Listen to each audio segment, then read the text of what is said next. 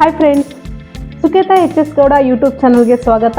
ಈ ದಿನದ moral of the story ಏನಪ್ಪ ಅಂದರೆ, ಒಂದು ಊರಿನಲ್ಲಿ ಒಂದು ಕೊಕ್ಕರೆ ವಾಸವಾಗಿರುತ್ತೆ.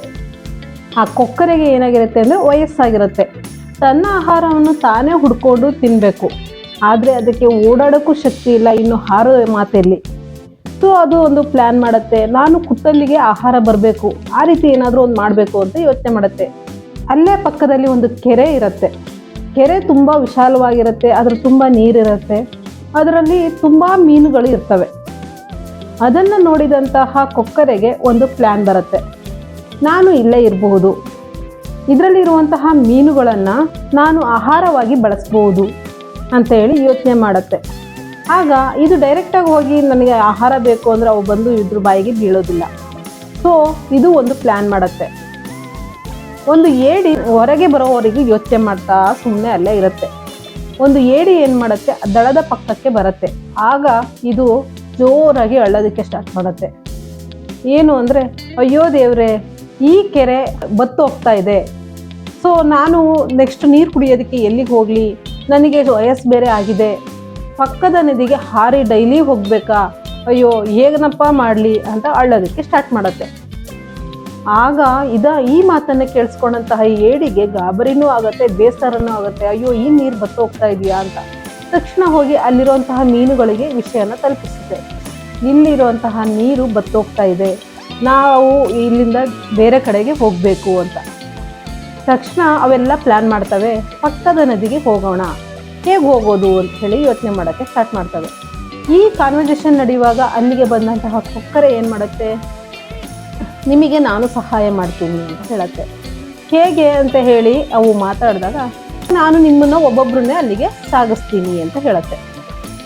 ಆಗ ಈ ಮಾತು ಆ ಮೀನುಗಳಿಗೂ ಇಷ್ಟ ಆಗುತ್ತೆ. ಸರಿ ಆಯಿತು, ನಮಗೆ ಇವನು ಹೆಲ್ಪ್ ಮಾಡ್ತಾನಲ್ಲ ಅಂತ. ಪ್ರತಿನಿತ್ಯ ಏನು ಮಾಡ್ತಾ ಇರುತ್ತೆ, ಒಂದೊಂದೇ ಮೀನುಗಳನ್ನು ಎತ್ಕೊಂಡು ಇದು ಹಾರೋಗುತ್ತೆ ನದಿ ಕಡೆಗೆ. ಆದರೆ ದೂರದಲ್ಲಿರುವಂತಹ ಬೆಟ್ಟದ ಮೇಲೆ ಕುತ್ಕೊಂಡು ಆ ಮೀನನ್ನು ತಿಂತಾ ಇರುತ್ತೆ, ನದಿಗೆ ತಗೊಂಡೋಗಿ ಹಾಕ್ತಾ ಇರೋದಿಲ್ಲ. ನಂತರ ಒಂದು ದಿನ ಏನಾಗುತ್ತೆ, ಹೀಗೆ ಕೆಲವು ದಿನಗಳು ಕಳೆಯುತ್ತೆ. ಆ ನಂತರ ಏಡಿ ಹೇಳುತ್ತೆ, ನನ್ನನ್ನು ಅಲ್ಲಿಗೆ ತಲುಪಿಸಿ ಬಿಡು, ಆಮೇಲೆ ಉಳಿದಂತಹ ಮೀನುಗಳನ್ನು ತಲುಪಿಸಂತೆ ಅಂತ.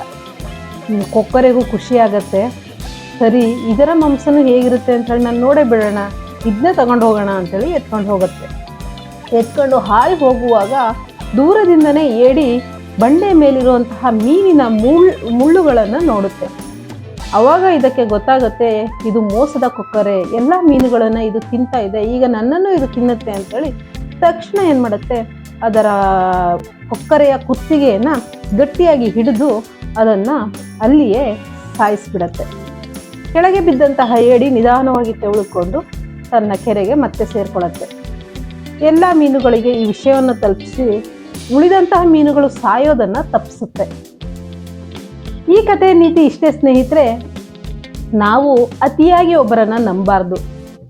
ಕೆಲವೊಬ್ರು ಇರ್ತಾರೆ, ನಿನಗೆ ಹೆಲ್ಪ್ ಮಾಡ್ತಾ ಇದ್ದೀನಿ, ನಿನಗೆ ಹೆಲ್ಪ್ ಮಾಡ್ತಾ ಇದ್ದೀನಿ ಅಂತ ಹೇಳ್ತಾನೆ ಇರ್ತಾರೆ ವಿನಃ ಯಾವುದೇ ಹೆಲ್ಪ್ ಮಾಡ್ತಾ ಇರೋದಿಲ್ಲ, ನಿನ್ನಿಂದ ಅಷ್ಟೇ ಹೆಲ್ಪ್ ತಗೊತಾ ಇರ್ತಾರೆ.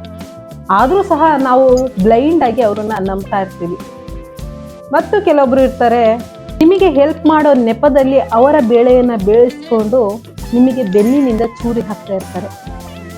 ಅದನ್ನೆಲ್ಲ ಗಮನಿಸ್ಕೊಂಡು ಜೀವನ ಮಾಡಬೇಕು. ನಾವು ಎಂಥವರೊಂದಿಗೆ ಸ್ನೇಹ ಬೆಳೆಸಬೇಕು ಅನ್ನೋದನ್ನ ಯೋಚನೆ ಮಾಡಬೇಕು ಅಂತ ಹೇಳ್ತಾ, ಹಾಗೆ ಎಂಥವ್ರ ಜೊತೆಗೆ ನಾವು ಬದುಕಬೇಕು ಅಂತ ಯೋಚನೆ ಮಾಡಬೇಕು ಅಂತ ಹೇಳ್ತಾ ನನ್ನ ಇವತ್ತಿನ ಕಥೆಯನ್ನು ಮುಗಿಸ್ತೀನಿ. ಈ ಕಥೆ ಇಷ್ಟವಾಗಿದ್ದಲ್ಲಿ ಸುಕೇತಾ HS. Gowda YouTube channel subscribe ಮಾಡೋದನ್ನು ಮರಿಬೇಡಿ. ಮುಂದಿನ ಕಥೆಗೋಸ್ಕರ ಫಾಲೋ ಮಾಡಲೇಬೇಕು ಅಂತ ಹೇಳ್ತಾ ಈ ಕಥೆಗೆ ಒಂದು ಲೈಕ್ ಕೊಡಿ. Thank you so much.